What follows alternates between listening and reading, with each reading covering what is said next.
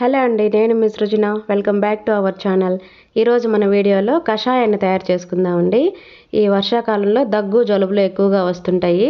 ఈ చిన్నపిల్లలకి కెమికల్స్ ఉండేటువంటి మెడిసిన్స్, దగ్గు మందులు ఇవన్నీ కూడా వాడకుండా ఈ కషాయాన్ని కనుక మనం ఇస్తున్నట్లయితే దగ్గు జలుబు అనేది రిలీఫ్ వస్తుందండి. దగ్గు జలుబుకి ది బెస్ట్ మెడిసిన్ అని చెప్పుకోవచ్చు. ఈ కషాయాన్ని 2 ఇయర్స్ చిన్నపిల్లల నుంచి పెద్దవాళ్ళ దాకా ఎవరైనా దీన్ని తీసుకోవచ్చండి. బాగా పనిచేస్తుంది. ఈ కషాయాన్ని మనం ఈ కెమికల్స్ లేనటువంటి వంటింట్లో ఉండేటువంటి మన వంటింట్లో న్యాచురల్ థింగ్స్ తోటి మనం తయారు చేసుకోవచ్చండి. దీన్ని కనుక మనం 2 పూటలా ఒక 2-3 డేస్ తీసుకుంటూ ఉన్నట్లయితే దగ్గు జలుబు నుంచి రిలీఫ్ అనేది వస్తుందండి. లంగ్స్లో ఉండేటువంటి కఫాన్ని కూడా తొలగించేస్తుంది.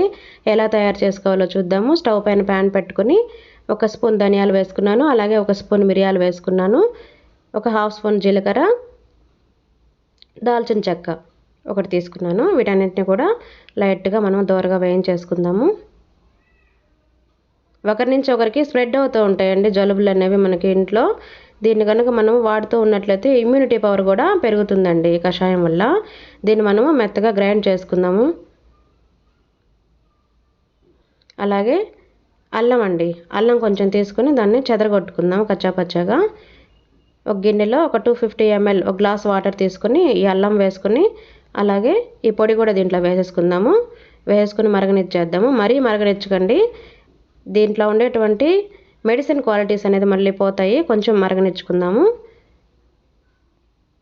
తెల్లనిచ్చేసి ఇందులోనే మనం బెల్లం కూడా కొంచెం వేసుకుందామండి. అంతే అండి, కషాయం అనేది రెడీ అయిపోయింది. మనకు అందుబాటులో ఉన్నట్లయితే తులసి ఆకులు అండి, చాలా మంచివి. తులసి ఆకులు కూడా ఇందులో వేసుకోవచ్చు. దీన్ని ఇప్పుడు మనం ఫిల్టర్ చేసుకుందాము. కషాయం అనేది రెడీ అయిపోయిందండి. రోజు ఒక 2-3 రోజుల వరకు పొద్దున సాయంత్రం తాగుతూ ఉన్నట్లయితే రిలీఫ్ అనేది వస్తుందండి. కొంచెం వేడిగా ఉన్నప్పుడు దీన్ని ఒక టీ గ్లాస్ తాగితే చాలండి. తాగుతూ ఉన్నట్లయితే మనకి జలుబు దగ్గు నుంచి ఖచ్చితంగా రిలీఫ్ అనేది ఉంటుందండి. వీడియో కనుక నచ్చినట్లయితే లైక్ చేయండి, షేర్ చేయండి, సబ్స్క్రైబ్ చేయండి ఫ్రెండ్స్.